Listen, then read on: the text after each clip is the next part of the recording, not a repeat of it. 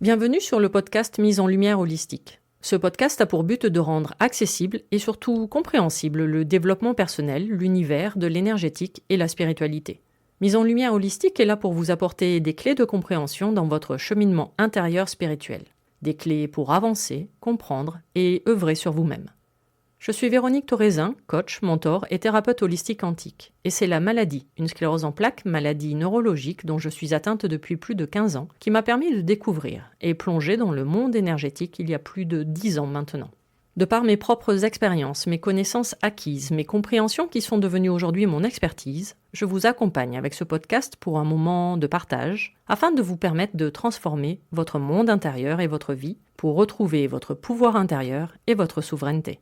Chaque semaine, seul ou avec des intervenants, j'aborderai de nombreux aspects de l'univers énergétique, tels le lâcher-prise, la confiance en soi, les différents plans de conscience, la médecine traditionnelle chinoise, ainsi que bien d'autres pratiques de la spiritualité. Et surtout, une notion chère à mon cœur, l'ancrage, la clé de votre être. Je vous souhaite la bienvenue pour ce moment d'écoute. Vous êtes un corps, une âme et un esprit.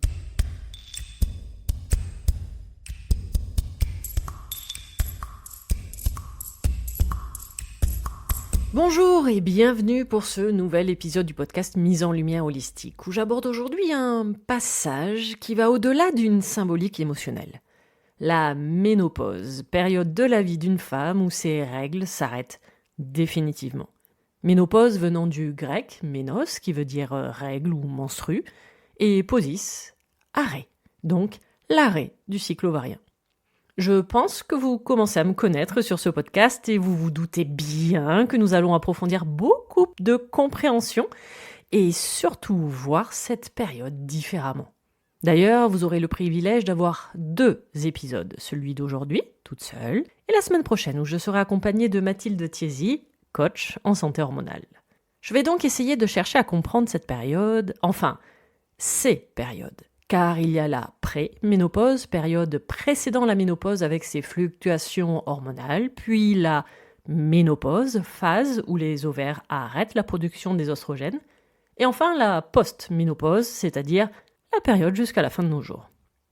La comprendre et l'expliquer du point de vue symbolique énergétique comme à mon habitude, saupoudrée de beaucoup de médecine traditionnelle chinoise pour aujourd'hui.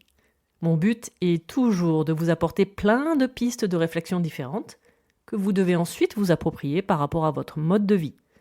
N'oubliez jamais, et heureusement d'ailleurs, vous n'êtes pas obligé de cocher toutes les cases. Le propos de cet épisode est juste de vous faire voir et surtout comprendre cette période différemment. Et surtout de vous permettre de commencer un cheminement personnel intérieur. Car autant, quand nous sommes adolescentes, on nous parle très facilement de la période des règles, autant cette phase d'accompagnement vers la ménopause est très souvent oubliée ou sous-estimée. Et que ce passage de cycle peut être mal vécu parfois du point de vue émotionnel, car il y a une phase de deuil à faire, et du point de vue du corps, évidemment. L'âge moyen pour la ménopause est de 50-51 ans. Cette phase peut pourtant survenir à partir de 40-45 ans et durer jusqu'à 55-60 ans dans certains cas. Alors non, ceci n'est pas une maladie, puisque c'est une phase naturelle du corps féminin. En revanche, cela peut engendrer différents symptômes ou se manifester dans des pathologies dues aux changements hormonaux et de vieillissement. La phase de pré- ou périménopause peut durer de 2 à 4 ans et la phase de ménopause sera officialisée après un arrêt d'1 année de menstruation. Donc dans tout ce qui sera hormonal, on se le garde pour la semaine prochaine avec Mathilde. Aujourd'hui, je reste sur cette phase transitoire qui va grandement être émotionnelle.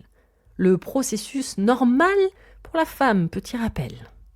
Un processus émotionnel, car cela peut s'apparenter à une phase de deuil, du passage de mère au retour à son statut initial de femme. L'acceptation de ne plus pouvoir concrètement, physiquement, être mère. Oui, cette phase concerne également les personnes, comme moi par exemple, qui n'ont jamais désiré être mère. Mais entre le souhait de ne pas vouloir et le fait de ne plus pouvoir physiquement, il y a un aspect non négligeable à prendre en considération. Car cela va rester une phase de transition, un deuil de la fertilité, dans tous les cas, mère ou non mère, la fin d'une sorte de procréation. Alors autant en Occident, cette période pour la femme dans la société peut être compliquée car elle est associée à une vision de vieillissement ou même la fin de quelque chose. Un peu comme une vision de mise à la retraite. La femme ne sert plus à grand-chose car elle ne peut plus créer et engendrer. Rien de glamour et de valorisant, on est bien d'accord. Tandis que la médecine traditionnelle chinoise va faire référence à un nouveau départ. Il parle même de second printemps, ce qui est quand même bien plus agréable, plaisant, harmonieux et même merveilleux, je trouve. Et que le but va être de ramener un nouvel équilibre dans le corps. La femme va donc ainsi passer à une nouvelle reconnexion à son féminin, mais différemment que par la grossesse. Il faut donc déjà bien accepter que c'est une étape naturelle dans la vie d'une femme, pouvant malheureusement créer des conflits intérieurs, tels un manque de confiance en soi, la peur de vieillir ou même de la mort, la sensation de ne plus se sentir une femme désirable. Elle peut avoir la sensation d'être mise sur la touche, comme si du mode active, elle passait en mode inactive vis-à-vis de la société. Cela peut créer chez 20% des femmes un épisode dépressif, un truc de dingue tellement on n'en parle pas. Un passage de la période active, c'est-à-dire de nature yang, avec du passage à l'action, de faire, de construire, construire une famille par exemple, à la période non active, de nature yin. Je vais plutôt parler d'introspection, d'un retour à soi, en son intériorité, à sa créativité, à une autre forme de création, avec un retour également à sa sagesse intérieure, un retour et une reconnexion à la femme en soi. Car justement, le message de cette phase est de renaître et de nous nourrir différemment spirituellement. La fameuse cantine universelle dont j'ai déjà eu l'occasion d'évoquer dans ce podcast. Alors généralement, la périménopause est accompagnée de nombreux symptômes plus ou moins agréables, tels les bouffées de chaleur, les sueurs nocturnes, une légère sensation d'irritabilité fréquente, il peut y avoir des douleurs musculaires, un sommeil agité, une baisse de libido avec des sécheresses vaginales ou encore même une prise de poids. Et je vais vous expliquer que tout ceci est normal et parfaitement explicable avec l'aide de la médecine traditionnelle chinoise. Alors la femme est régie par des cycles de 7 ans. Et 7 cycles de 7 ans font 49 ans, correspond ainsi à l'âge de la ménopause. Fin de 7 cycles pouvant correspondre également aux 7 centres énergétiques des chakras. En médecine chinoise, on ne parle pas d'hormones, mais de dérèglement énergétique de plusieurs organes qui sont en charge des cycles menstruels, tels les couples, rat-estomac, foie, vésicule biliaire et rein-vessie. Selon la MTC, les symptômes généraux qui se manifestent lors de la ménopause sont les conséquences d'un dysfonctionnement des reins, organe qui a pour fonction de produire le yin, le yang et surtout le jing ou essence, l'énergie en charge des fonctions reproductives et sexuelles. Vous pouvez écouter l'épisode dédié à la saison d'hiver en MTC puisque l'organe principal c'est le rein, ainsi que l'épisode que j'avais fait sur la notion d'énergie et de chi, soit respectivement les épisodes 37 et 70 du podcast Mise en Lumière Holistique. Alors, petit rappel. Lorsque je vous parle du rein ou de tout autre organe en MTC, on ne parle pas de l'organe que l'on connaît généralement avec notre esprit occidental, mais des fonctions énergétiques qui y sont liées. Et dans le cas du rein, nous parlons de fonctions responsables d'emmagasiner l'énergie vitale ainsi que d'énergie sexuelle, de croissance, de reproduction, de fertilité ou encore même les urines. Donc c'est lorsque le yin ou le yang ou encore le jing sont affaiblis que les symptômes font leur apparition. En effet, ils résultent d'une déficience de yin ou de yang du rein.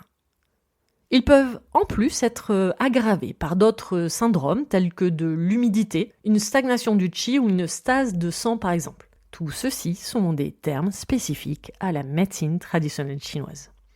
Alors durant le cycle de la vie, l'énergie du rein va diminuer peu à peu puisque c'est lui qui va gérer également le vieillissement. Et chez la femme, cette diminution de qi va ralentir, entraînant la fin des règles. Ainsi l'énergie yin, alors considérée de nature froide, diminue pour disparaître.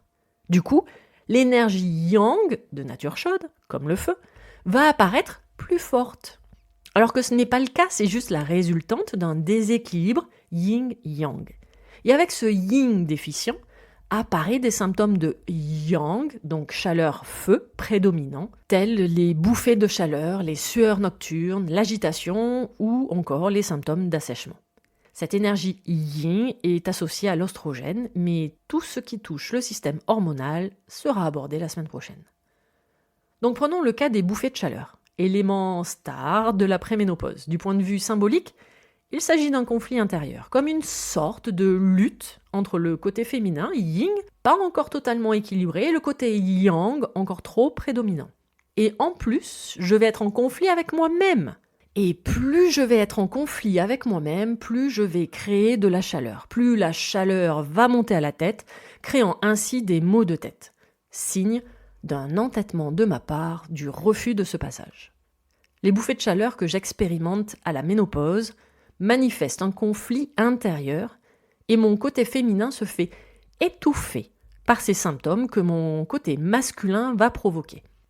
La seule façon efficace de les faire disparaître consiste à retrouver la femme utile, créatrice, expérimentée et pleine de sagesse, car c'est mon entêtement à ne pas suivre le courant de la vie qui pourra se transformer en mal de tête ou en migraine. Donc en MTC, on dit que la ménopause est due à un vide de yin des reins, ce qui entraîne alors une montée du yang du foie et donc des symptômes de type chaleur, CQFD, merci la MTC. Le sang est géré par la fonction énergétique du foie, qui a comme responsabilité en tant que général d'assurer la libre circulation de ce sang dans tout le corps. Mais avec le ralentissement et même l'arrêt des saignements menstruels, des blocages se créent directement sur l'énergie du foie. Et quand celle-ci est bloquée, cela va créer une réaction émotionnelle liée à la sphère du foie et du plexus solaire, telle du stress, de l'énervement, de la colère, de la frustration. Vous comprenez maintenant pourquoi vous pouvez être irritable avec des humeurs changeantes. L'excès de chaleur peut expliquer également une constipation et une soif excessive dans certains cas. Pour la prise de poids qui peut avoir lieu, nous venons de voir un déséquilibre énergétique du foie qui se trouve sur la sphère digestive du plexus solaire, où se trouvent également la rate et l'estomac, organes centraux du corps en MTC. Et le rein, organe central de la ménopause, produit le jing, que l'on nomme essence, or le seul carburant du corps, c'est votre alimentation. Et une insuffisance de son yang peut engendrer un vide de yang de la rate. Or la rate, ou pancréas, puisque c'est pareil en médecine chinoise, c'est l'organe central de votre être. Organe avec l'estomac, de l'intersaison de la Terre. Bon, c'est un raccourci, mais qui permet de voir les liens, car je rappelle que la médecine traditionnelle chinoise est bien plus complexe que cela. D'ailleurs, je vous laisse découvrir ou redécouvrir l'épisode avec Céline Faustin que nous avions fait ensemble sur la notion du surpoids. Vous pouvez sûrement récupérer énormément d'informations. Je ne peux également que vous recommander de suivre les préceptes de la diététique chinoise et surtout de suivre les cycles des saisons avec l'alimentation et les saveurs adéquates. Petit rappel, les saisons MTC n'ont rien à voir avec les saisons que nous connaissons avec notre calendrier occidental grégorien obsolète, déconnecté des cycles du climat et de la nature. Les saisons selon la MTC sont énergétiques et je vous laisse découvrir tous les épisodes que j'ai déjà pu faire et que je vais continuer à faire donc dans peu de temps puisque nous allons pas tarder à passer en hiver mi-novembre. Alors revenons à la ménopause. Cette phase peut entraîner la peur de vieillir. Donc la peur va provenir d'un déséquilibre du rein et du chakra racine. Puisque ça tombe bien, le rein appartient à ce chakra racine qui a pour fonction de gérer toute la croissance de l'être humain et le vieillissement en fait partie. Donc le but est vraiment une acceptation dans ce passage, d'une reconnexion évidente de son féminin sacré à son yin. Donc on est sur la sphère du chakra racine et du chakra sacré. Petit rappel, les 3 chakras du bas, racine, sacré et plexus solaire, concernent le yin de votre corps. Donc il faut bien comprendre que ce n'est pas une fin en soi, mais bien au contraire un début pour s'occuper de soi, de redevenir sa priorité, de revenir dans l'instant présent, de vivre pleinement chaque instant, sans revenir dans le passé est de s'accrocher à une jeunesse et de ne pas s'inquiéter de vieillir et encore moins de mourir. En MTC, la polarité yin du rein gère la composition du sang et des ovules. Lors de la ménopause, ce sang et l'énergie, donc le chi, ne sont plus utilisés par les menstruations. Ainsi, cette énergie, ce chi, va être utilisée autrement. Et c'est pour cela que l'on peut ressentir un regain d'énergie grâce à cet apport d'énergie retrouvé et surtout utilisé différemment. Et le sang non utilisé pour les règles peut alors même se rediriger vers le cœur et ainsi nourrir le chêne, c'est-à-dire l'esprit. C'est pour cela que la femme peut sentir le besoin de nourrir ses besoins personnels et même spirituels. La crise de la cinquantaine. Allez, voyons maintenant quelques points d'acupuncture, par exemple, ou en acupression, intéressants pour votre ménopause, tel le 4 reins qui va nourrir l'énergie originelle et le jing, ou encore le 6 rat qui mobilise le sang, ou encore le 3 foie, ou même le 4 ou 6 renmaï. L'acupuncture est effectivement un très bon accompagnement thérapeutique et j'avoue, très efficace personnellement, surtout avec maladies inflammatoires. Mais je vous laisse consulter un professionnel plutôt que de devenir un apprenti sorcier. Ou encore, il peut être intéressant de renforcer le yin, avec du ginseng par exemple. Et vous avez d'ailleurs un article de blog complet sur le ginseng sur mon site internet. Vous pouvez avoir également le thé au jasmin ou encore la gelée royale. Pour soulager les symptômes de la ménopause niveau plante ou pharmacopée chinoise, il peut être préconisé le dang kui, qui s'appelle l'angélique chinoise, qui est un véritable tonique du yin, fortifiant le sang, stimulant sa circulation, contribuant ainsi à la régularisation du cycle. Vous allez avoir également le Digupi, qui correspond à des racines de goji, qui apaise les bouffées de chaleur, régule l'humeur, en calmant l'irritabilité et favorisant ainsi un sommeil profond. Ou encore le maca, qui en plus va tonifier l'organisme et renforcer l'immunité. Vous pouvez trouver plein de solutions avec l'homéopathie, la phytothérapie ou encore la gémothérapie, et même les massages tels le Twina ou la pratique du Qigong. La périménopause ou la ménopause devrait être traitée comme des rites de passage, célébrés ou du moins acceptés, reconnus et même honorés. Ils sont même d'ailleurs sacralisés dans certaines traditions. Alors créons un rituel de passage, je suis même persuadée que très peu de femmes fêtent cette transition. Je me le note pour moi-même, en étant en plein dedans, et en n'ayant qu'une hâte, c'est d'y être définitivement, j'avoue. Alors je lance l'idée, créons des retraites sacralisées de passage à la ménopause. Enfin bref. La ménopause est tout simplement une période de transition où il faut retrouver son équilibre entre son yin et son yang, entre son féminin sacré et son masculin sacré. Bon, faut vraiment que je me prévoie un épisode en 2024 dédié à ces notions de yin et de yang, de polarité féminine et masculine. Alors, comme à mon habitude, ceci ne sont que des pistes de réflexion, du point de vue symbolique et énergétique, qui reste mon domaine d'expertise. Maintenant, à vous de faire le lien avec votre vie en assemblant les pièces du puzzle pour rentrer plus profondément dans votre compréhension. Ce premier épisode dédié à la ménopause est maintenant terminé. Retrouvez la seconde partie la semaine prochaine où on vous parlera hormones avec plein de tips complémentaires également. Je tenais à vous remercier d'avoir pris le temps de m'écouter une nouvelle fois, car truc de dingue pour moi, le podcast Mise en Lumière Holistique a dépassé les 70 000 écoutes. Non mais sincèrement, 70 000. Alors 70 000, merci à vous. Merci de m'écouter chaque semaine. Merci pour tous vos retours et vos prises de conscience. Retrouvez-moi sur Instagram où je partage mon expertise au quotidien ainsi que toutes mes prestations coaching, initiation Reiki en ligne ou même les soins audio, hypno-méditatifs que vous avez pu découvrir la semaine dernière avec l'instant présent. Donc des soins sur les blessures de l'âme, de l'enfant intérieur, sont sur mon site internet www.veroniquetoraisin.fr. Tous les liens pour me retrouver seront mis dans le descriptif de l'épisode. Nouveauté également, vous pouvez vous inscrire à ma newsletter mensuelle pour recevoir des nouvelles énergétiques régulièrement. Également, vous avez à disposition gratuitement un e-book que j'ai créé sur la notion énergétique chère à mon cœur, l'ancrage, afin de comprendre cette notion spirituelle différemment. Vous pouvez écouter tous les autres épisodes sur les différentes plateformes d'écoute ainsi que sur ma chaîne YouTube. À vos prochaines écoutes, à nos prochaines aventures. Merveilleux moment à vous.